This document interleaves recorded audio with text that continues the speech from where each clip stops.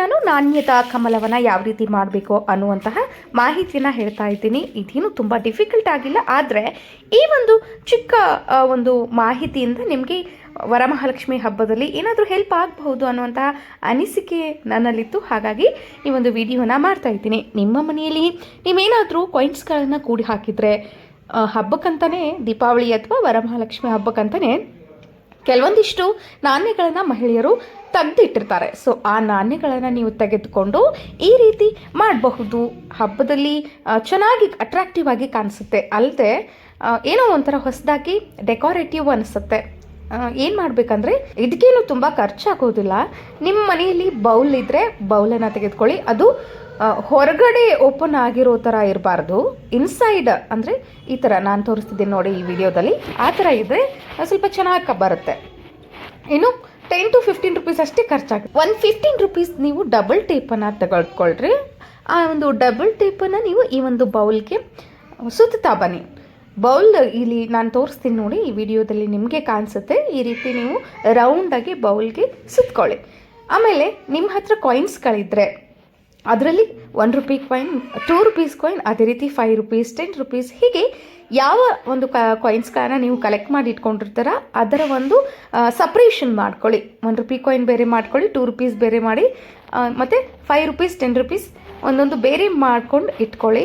ನಂತರ ಆ ಒಂದು ಬೌಲ್ಗೆ ನೀವು ಆ ಡಬಲ್ ಟೇಪ್ ಏನು ಹಚ್ತೀರಲ್ವಾ, ಆ ಹಚ್ಚಿದಾಗ ಮೊದಲು ಚಿಕ್ಕ ಕಾಯಿನನ್ನು ತೆಗೆದುಕೊಳ್ಳಿ. ಇವಾಗ 1 ರುಪೀಸ್ ಕಾಯಿನ್ ಎಲ್ಲ ಚಿಕ್ಕದಿರುತ್ತೆ. ಸೊ ಆ ಒಂದು ಚಿಕ್ಕ ಕಾಯಿನನ್ನು ತೆಗೆದುಕೊಂಡು ಫಸ್ಟ್ ಲೇಯರನ್ನು ನೀವಿಲ್ಲಿ ಹಚ್ಕೊಳ್ತಾ ಬನ್ನಿ. ನಾನಿಲ್ಲಿ ಹಚ್ಚಿದ್ದೀನಿ ನೋಡಿ. ಇದನ್ನು ನಾನು ಕೂಡ ಟ್ರೈ ಮಾಡಿದ್ದೆ, ನನಗೆ ತುಂಬ ಚೆನ್ನಾಗಿ ಅನ್ನಿಸ್ತು. ನಿಮಗೂ ಕೂಡ ಹೆಲ್ಪ್ ಆಗುತ್ತೆ ಅನ್ನುವಂತಹ ಒಂದು ಉದ್ದೇಶದಿಂದ ಈ ವಿಡಿಯೋನ ಮಾಡ್ತಾ ಇದ್ದೀನಿ.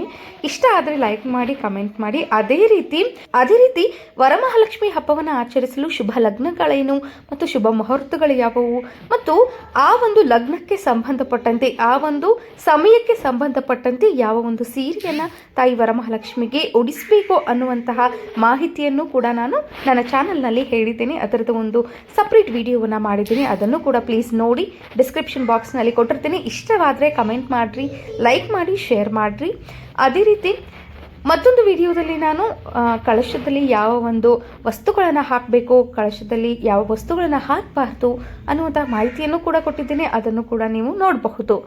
ಇನ್ನು ನಾ ಈ ಒಂದು ವಿಡಿಯೋದಲ್ಲಿ ಸೆಕೆಂಡ್ ಲೇಯರ್ನಲ್ಲಿ ನಾನು 2 ರುಪೀಸ್ ಕಾಯಿನನ್ನು ಹಚ್ತಾ ಬಂದಿದ್ದೀನಿ. 2 ರುಪೀಸ್ ಕಾಯಿನನ್ನು ನೀವು ಯಾವ ರೀತಿ ಹಚ್ಚಬೇಕಂದ್ರೆ 2 ಕಾಯಿನ್ಗಳ ಮಧ್ಯದಲ್ಲಿ ನೀವು ಆ ಕಾಯಿನನ್ನು ಹಚ್ಚಬೇಕು. ಇಲ್ಲಾಂದರೆ ಏನಾಗುತ್ತೆ, ಅದು ವೈಟ್ ಕಲರ್ ಇರೋಂತಹ ಏನು ಡಬಲ್ ಟೇಪ್ ಗಮ್ ಇದೆ ಅಲ್ವಾ, ಡಬಲ್ ಟೇಪ್ ಇದೆಯಲ್ವಾ, ಅದು ಕಾಣಿಸುತ್ತೆ, ಚೆನ್ನಾಗಿ ಬರಲ್ಲ. ನೀವು ಆ ಬಟ್ಲು ತುಂಬ ಈ ಕಾಯಿನ್ಸ್ಗಳನ್ನು ಹಚ್ಚಬೇಕು. ಎಲ್ಲಿಯೂ ಕೂಡ ಆ ವೈಟ್ ಕಲರ್ ಡಬಲ್ ಟೇಪ್ ಕಾಣಿಸ್ಬಾರ್ದು. ಸೊ ಹಾಗಾಗಿ ನೀವು ಮಧ್ಯದಲ್ಲಿ ಹಚ್ಚಬೇಕು. ಮಧ್ಯಭಾಗದಲ್ಲಿ ನಾನಿಲ್ಲಿ ಹಚ್ತಾ ಇದ್ದೀನಿ ನೋಡಿ, ಯಾವ ರೀತಿ ಸೆಕೆಂಡ್ ಲೇಯರನ್ನು ನಾನು ಕಂಪ್ಲೀಟ್ ಮಾಡ್ಕೊಳ್ತೀನಿ ಅಂತ. ಇದೇನು ತುಂಬ ಡಿಫಿಕಲ್ಟ್ ಕೆಲಸ ಏನಲ್ಲ. ಸೊ ಒಂದು 10-15 ನಿಮಿಷದಲ್ಲಿ ಆಗೋಗ್ಬಿಡುತ್ತೆ. ತುಂಬ ಸಮಯನೂ ತೆಗೆದುಕೊಳ್ಳೋದಿಲ್ಲ. ಹಬ್ಬಕ್ಕಿಂತ ಮುಂಚೆನೇ ನೀವು ಇದನ್ನೆಲ್ಲ ಮಾಡಿಟ್ಕೊಳ್ಬೋದು, ಹೆಲ್ಪ್ ಆಗುತ್ತೆ. ಸೊ ನೀವು ಡೆಕೋರೇಟಿವ್ ಸಾಮಾನುಗಳನ್ನು ತರೋದಕ್ಕಿಂತ ನೀವೇ ಏನಾದರೂ ಕ್ರಿಯೇಟಿವ್ ಆಗಿ ಮಾಡಿದರೆ ಅದು ಚೆನ್ನಾಗಿರುತ್ತೆ.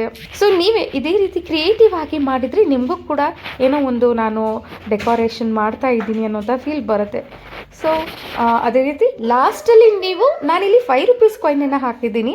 5 ರುಪೀಸ್ ಕಾಯಿನ್ಗಿಂತ ನೀವು ಏನು ಮಾಡಿ, 2 ರುಪೀಸು ದೊಡ್ಡದಾಗಿರುವಂಥ 2 ರುಪೀಸ್ ಕಾಯಿನನ್ನು ಕೆಳಗಡೆ ಹಾಕಿ, ಇನ್ನೂ ಅಟ್ರಾಕ್ಟಿವ್ ಆಗಿ ಚೆನ್ನಾಗಿ ಕಾಣಿಸುತ್ತೆ.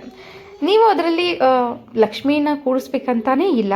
ಅದನ್ನು ನೀವು ಏನು ಮಾಡಿ ಅಂದರೆ ದೇವರ ನಾಣ್ಯಗಳನ್ನು ಇಡ್ತೀರಲ್ವ, ನಾಣ್ಯಗಳನ್ನು ನೀವು ಅದರ ತುಂಬ ನಾಣ್ಯಗಳನ್ನು ಹಾಕಿ ದೇವರ ಹತ್ರ ಇಡಬಹುದು. ಅದಕ್ಕೂ ಕೂಡ ಈ ಒಂದು ಹೆಲ್ಪ್ ಆಗುತ್ತೆ. ಇದೊಂದು ಬೌಲ್ ಹೆಲ್ಪ್ ಆಗುತ್ತೆ, ಚೆನ್ನಾಗಿ ಕಾಣಿಸುತ್ತೆ, ಅಟ್ರಾಕ್ಟಿವ್ ಅನಿಸುತ್ತೆ. ಸೊ ವರಮಹಾಲಕ್ಷ್ಮಿ ಹಬ್ಬದಲ್ಲಿ ಏನಾದರೂ ಈ ಒಂದು ನಾಣ್ಯದ ಕಮಲದಿಂದ ನೀವು ನಿಮಗೆ ಬೇಕಾದ ಹಾಗೆ ನೀವು ಡೆಕೋರೇಷನ್ ಮಾಡ್ಕೊಳ್ಬಹುದು.